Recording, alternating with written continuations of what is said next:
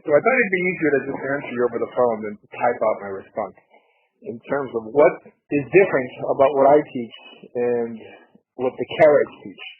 So Karaite Jews do not accept what's called the oral law. Orthodox Jews accept the oral law. And as a matter of fact, Karaite Jews build their theology not just off of the text of the Torah, but on all of Tanakh. In other words, they fail to realize that it was the rabbis who compiled Tanakh. So this war they have against the rabbis is one they've already lost because they base what they believe on books outside of the Torah. So that's where we differ.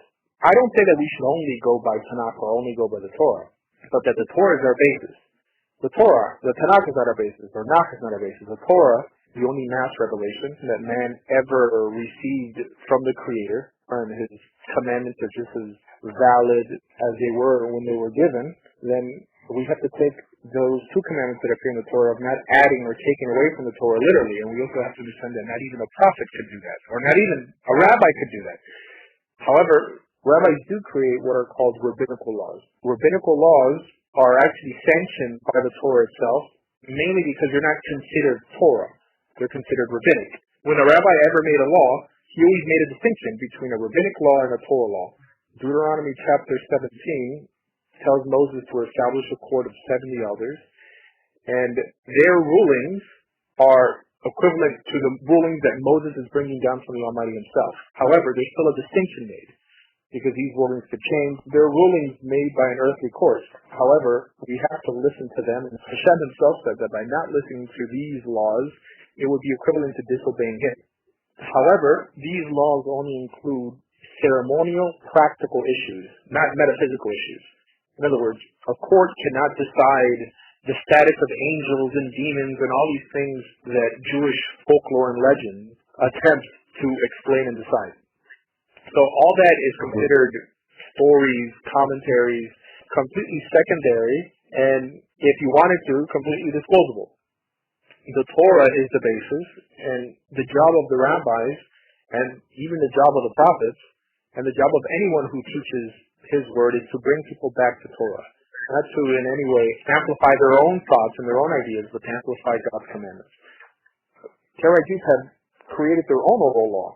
They don't call it an oral law, but if every Karaite Jew was expected to live out Judaism on how he or she interpreted the Torah, no Karaite Jew could ever marry another Karaite Jew or eat in the house of another Karaite Jew who chooses to interpret Torah how he or she sees fit. In other words, they themselves realized that they needed a unifying factor, which in Judaism we consider the oral law, and they also have norms that they consider Karaite Judaism, which is the same thing as the oral law.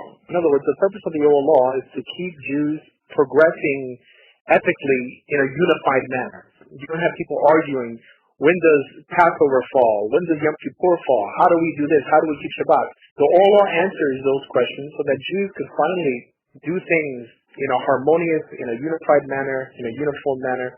Most Karaites you see today are not actually authentic Karaites. Karaite Judaism traditionally didn't even accept converts. So now you have people dropping Christianity and becoming Karaites thinking that the rabbis are the enemy. Just pretty much because they came from Christianity, and the rabbis were the enemy in the New Testament, so why shouldn't they continue being the enemy?